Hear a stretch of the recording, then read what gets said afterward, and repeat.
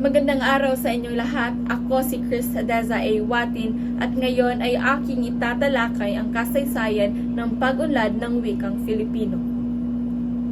Simulan natin noong 1934, ito ang Kubensyong Konstitusyon.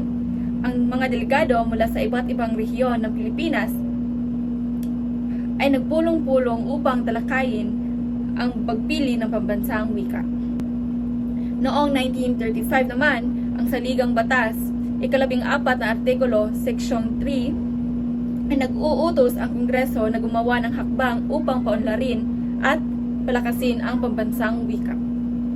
Noong 1936 naman, sa ilalim ng Batas, Commonwealth Bilang 184, itinatag ni Pangulong Manuel Quezon ang surian ng wikang pambansa, kung saan pangunahin ang pag-aaral at pagpili ng pambansang wika ang tungkulin ng surian.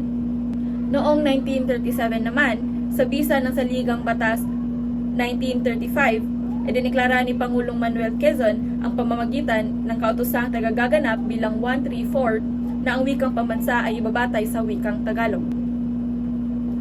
At noong 1940 naman, sa pamamagitan ng kautosang tagagaganap bilang 203, pinahintulutan ni Pangulong Manuel Quezon ang pagpapalimbag ng talatinigang Tagalog-Ingles at Barirala sa wikang pambansa.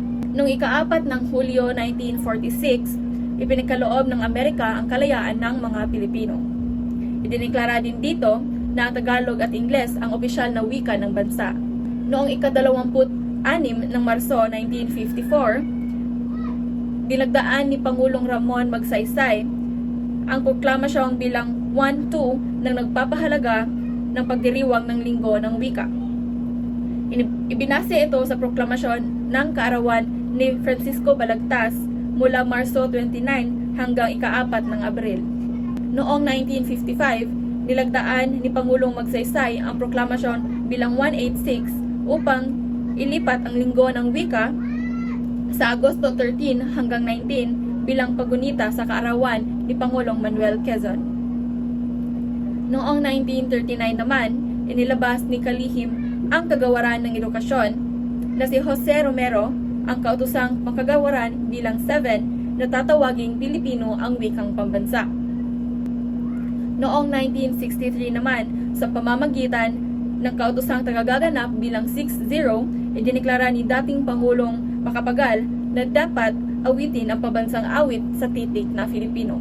At noong 1967, sa ilalim ng kautosang tagagaganap bilang 96, nilagdaan ni Pangulong Marcos noong Oktubre 24, 1967, lahat ng edukasyon, gusali, tanggapan at pamahalaan ay dapat pangalanan sa Filipino.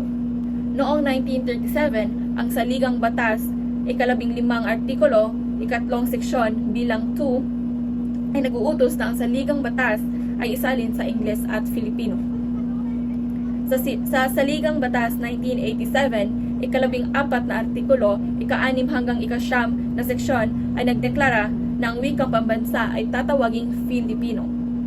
Noong 1997 naman, proklamasyon bilang 104, ang buwan ng Agosto, taon-taon ay magiging buwan ng wikang Filipino.